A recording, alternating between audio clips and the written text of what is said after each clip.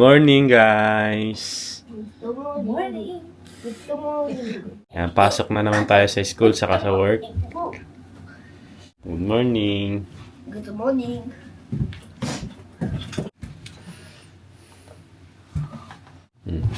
Ingat, me. Tambate. Han, na ako.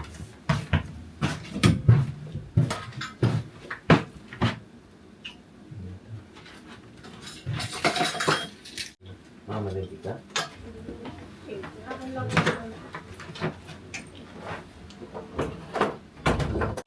Ayan, magandang araw po sa inyong lahat. Meron po akong magandang balita na sasabihin sa inyo. Pero bago po yon, si Mama Aya, pumasok na po. Si Yuna Chang, saka si Kuya AG, nasa school na po. Ako naman, kauwi ko lang galing trabaho. Pero yun, bago ako matulog, meron lang akong ibang aasikasuhin ngayon. Kasi pupunta ako ng City Hall. Kinakailangan ko kasing kumuha ng mga requirements po sa pag-a-apply ng extension of visa ni Kuya AG. No? Si Kuya AG po, dahil nga po sa Pilipinas pinanganak, Philippine passport po siya.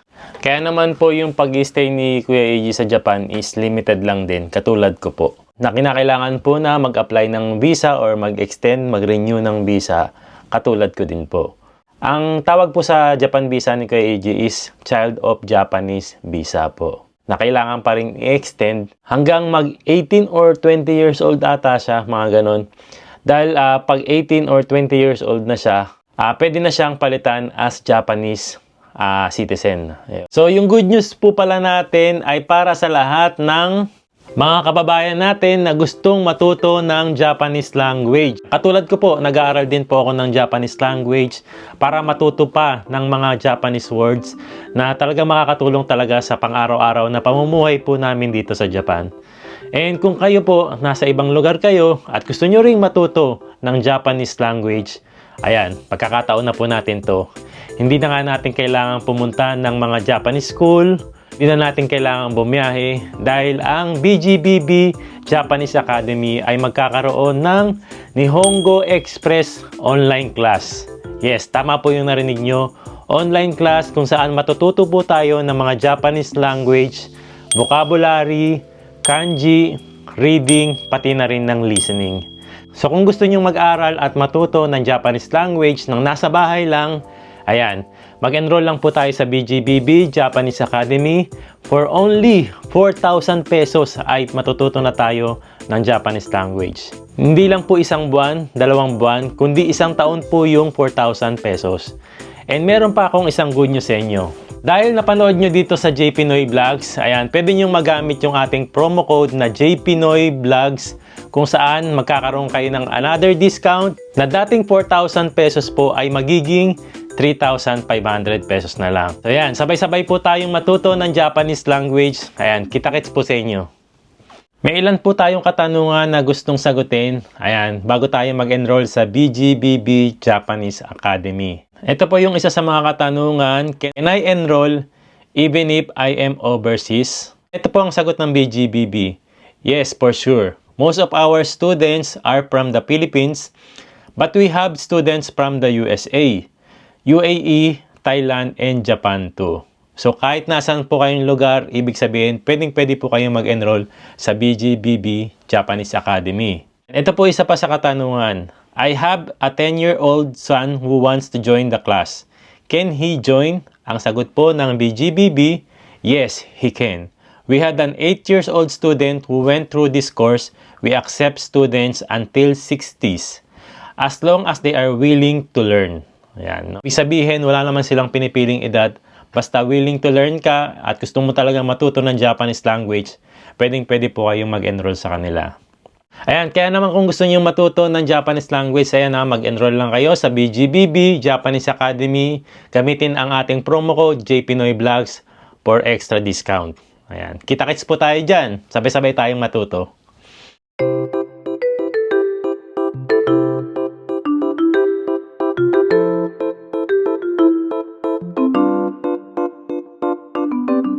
Di bali, ito na po yung wallpaper na nabili natin sa Daiso.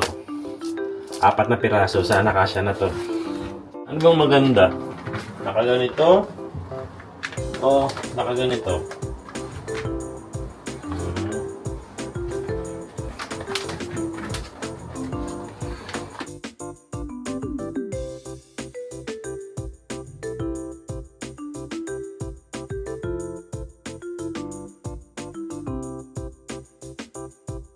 Bali, papunta na po ako ng City Hall ngayon para kumuha ng mga requirements sa pag-apply ng extension of visa ni Kuya AG.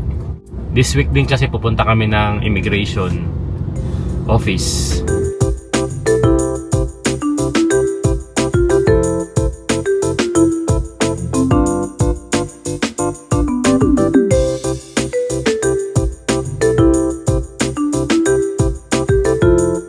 Dito na po ako sa City Hall.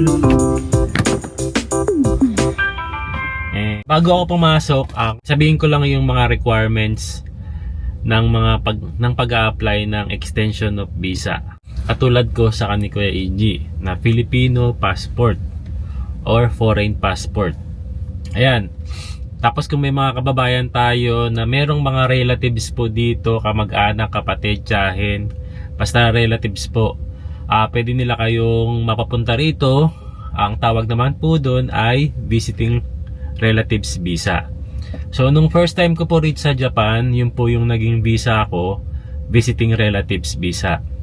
So sa pag-a-apply po noon, kinakailangan nyo lang po nung mga sasabihin ko. Tapos itong requirements na sasabihin ko, yun din po yung kailangan kapag mag-e-extend po ng visa dito.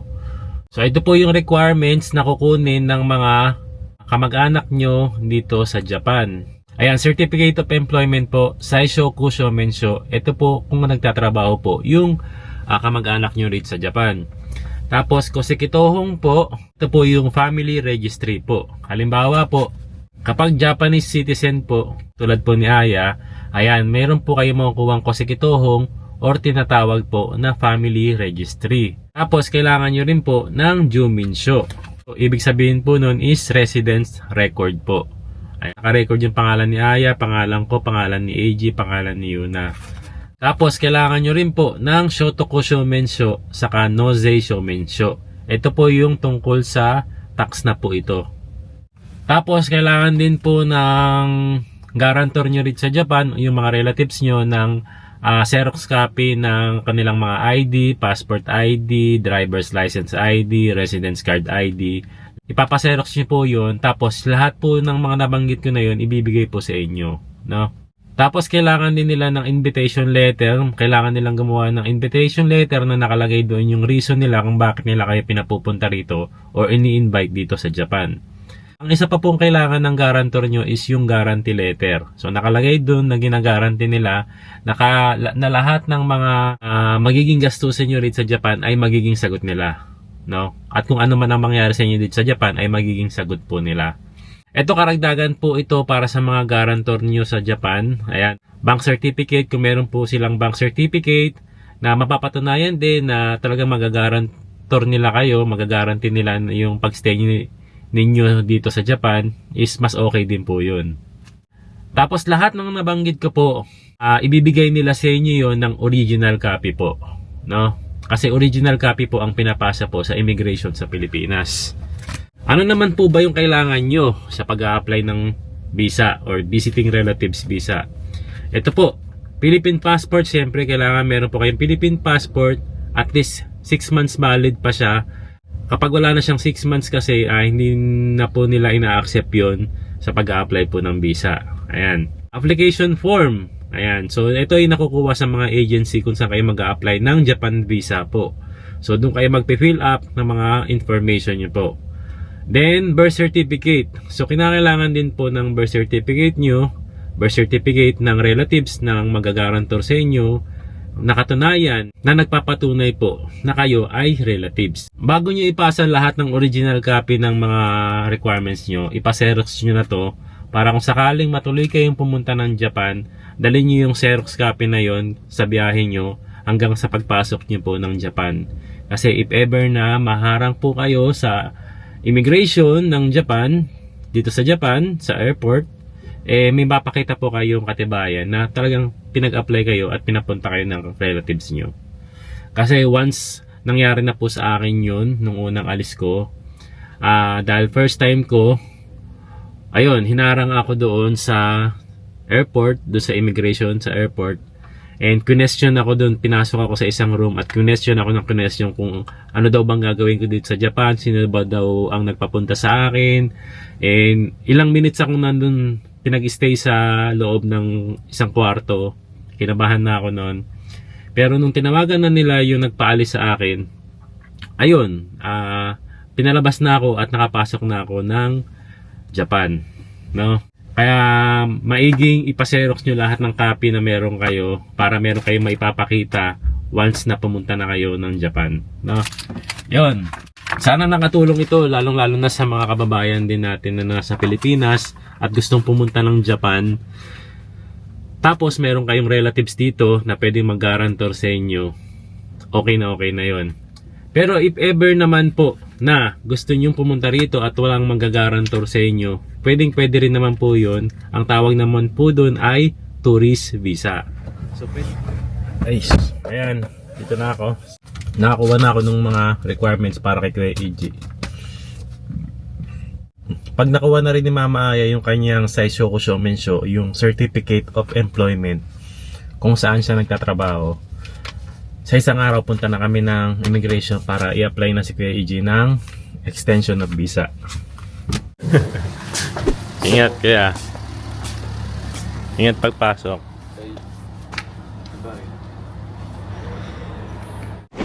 Yan, magandang araw po. So ngayong araw na po yung pagpunta natin ng Immigration Bureau para sa pag-a-apply po ng Japan visa ni extension of Japan visa ni Kuya EG. Medyo malayo po dito yon, siguro mga 2 oras ang magiging biyahe namin papunta doon. Si Kuya EG po hindi namin kasama, pumasok na po sa school. Nakaraan kasi nagtanong na rin kami sa Bureau of Immigration kung okay lang ba na hindi na isama yung batang i-apply namin ng extension of visa. Sayang naman kung ipapa-absent pa natin siya sa school. Sagot naman ng Bureau of Immigration ay okay lang naman daw na kahit hindi na isama ang minor na mag-a-apply ng visa or extension of visa. Basta ang mag-a-apply sa kanya ng extension of visa is yung mismong parent niya. Kaya kaming dalawa ni Aya yung pupunta. Kailangan naming isama si Yuna Chang at makapag-absent naman si Yuna Chang kasi nga sa sobrang layo nga ng Bureau of Immigration dito sa amin, baka malate kami ng balik, hindi natin masundo si Yuna Chang kapag pinapasok pa natin sa school. Kaya yun, pina-absent na lang namin si Yuna Chang. No choice tayo kundi isama talaga si Yuna Chang kasi malate pa si Yuna Chang, hindi siya makakauwi ng bahay from school mag-isa. Tapos pag uwi pa niya, unang-una wala siyang makakasama sa bahay dahil hindi pa umuwi si Kuya EG noon. Anyway, biyahe na agad kami. Inantay ko na lang si Mama Aya sa si Yuna Chang, palabas na rin sila.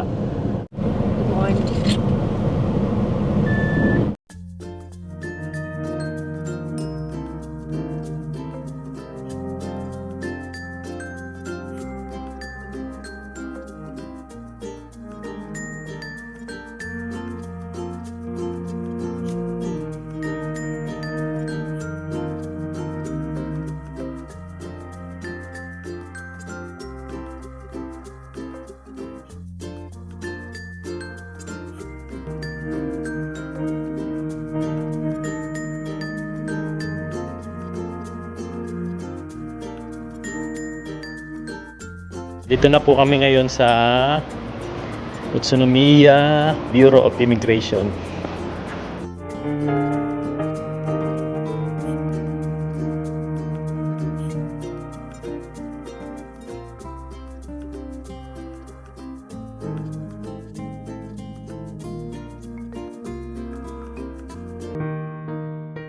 Guys, kakatapos lang namin dito sa Immigration, Bureau of Immigration, na-apply na natin si Kuya EG ng extension of visa. Ayun. No? So, Pero dahil underage siya, pwede siyang kahit hindi na isama. Sama, oo. Oo. Kahit yung Ganun pala, parents, magulang lang ang mag-apply. What It's okay. if kung isa lang magulang ang mag-a-apply, okay ba yun? Parang hindi ka naman hinanap kanina Hindi eh. naman ako hinanap, so pwede naman. Basta yung mag-a-apply is yung guarantor mismo, no? Yung supporter mismo. Sa pag-apply naman po ng extension of visa, ayan, as child of Japanese, so 2 weeks lang ang aantayin. Usually kasi 2 weeks lang talaga, dumarating na yung Hagaki na katunayan na lumabas na yung extension of visa. Tapos babalik na naman uli kami rito para Pero wala pa dun yung result, di ba? Kung anong binigay sa yung Hagaki. kung anong ilang years, Wala pa. di ba? Oo. Kailangan namin bumalik rito, puntahan namin. Tapos bibigyan uli si Kuya AJ ng panibagong residence card na nakalagay na doon kung ilang years yung binigay sa kanya. Actually, meron pa siyang 3 months eh, di ba? Pero ano ba yun? May nabasa ka na dapat at least 3 months may 3 months, may natitirang 3 months yung visa para mag-apply Na extension. for extension.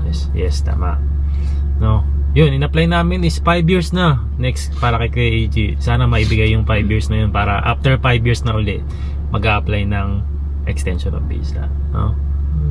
Yun. Uwi muna kami dahil mahaba ang biyahe natin. No? Let's go. Let's go home. Let's go home. Ayan, nandito na po si Kuya AJ. Nakauwi na rin siya sa bahay. Ayan, may kinukwento kasi sa akin si Kuya AJ eh, no? Anong tawag diyan, Kuya? Tungkol sa girlfriend ko. Okay, joke Tungkol lang. sa girlfriend mo ba? Joke lang po.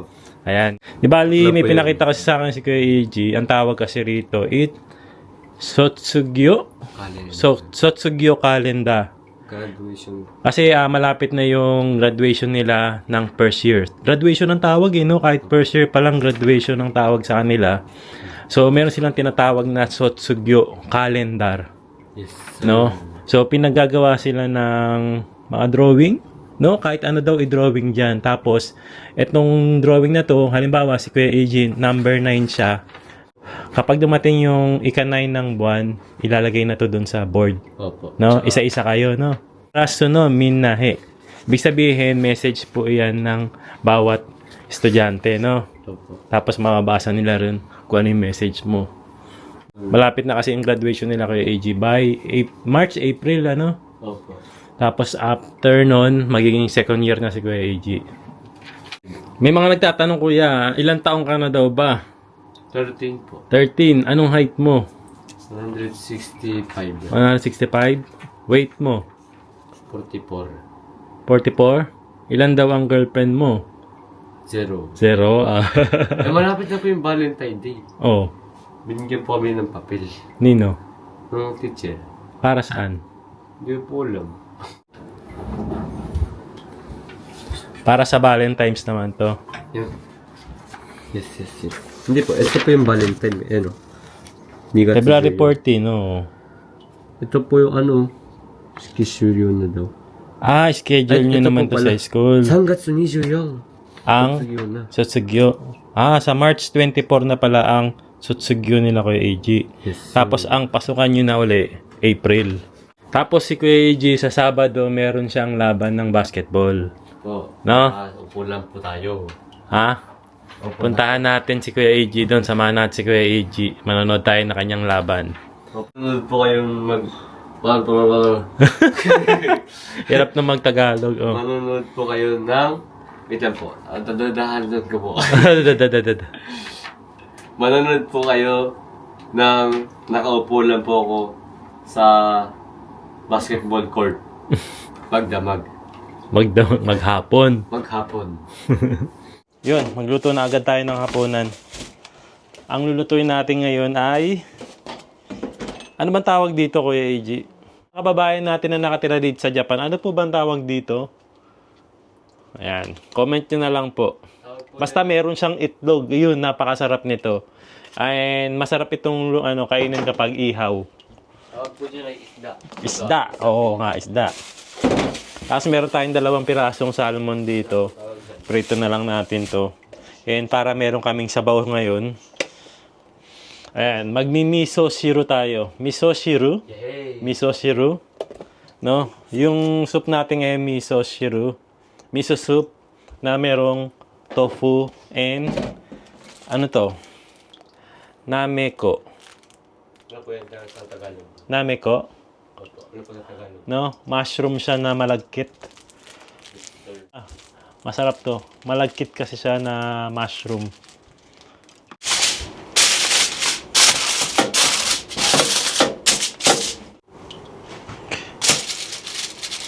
Op.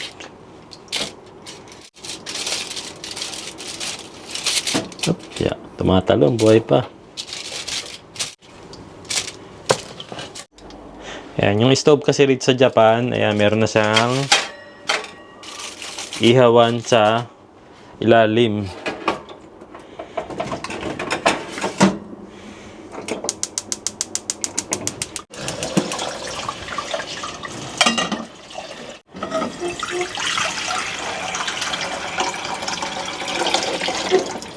Kapag kumukulo na yung tubig, pwede na natin lagay itong nameko. Nameko.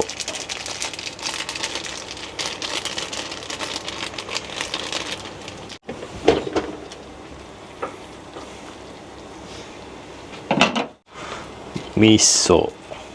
Ayan.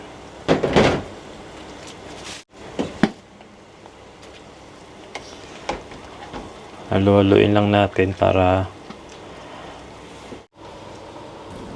tapos isunod na natin itong ating tofu. Ayan. Sobrang sarap nitong miso shiro na to. Isa to sa mga paboritong sabaw or soup ng mga Japanese. No? Lagi may ganito sa mga restaurant, sa mga bahay. So, kailangan talaga natin matutunan gumawa ng miso shiro talaga kapag nandito tayo sa Japan. Actually, meron pa akong isang gustong kainin na soup dito, yung tonjiro soup. Sa susunod, yun naman yung gagawin natin.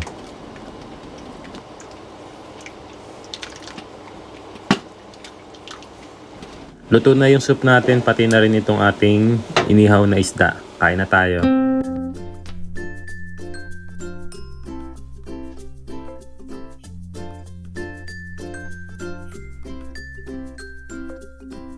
Tara, kita.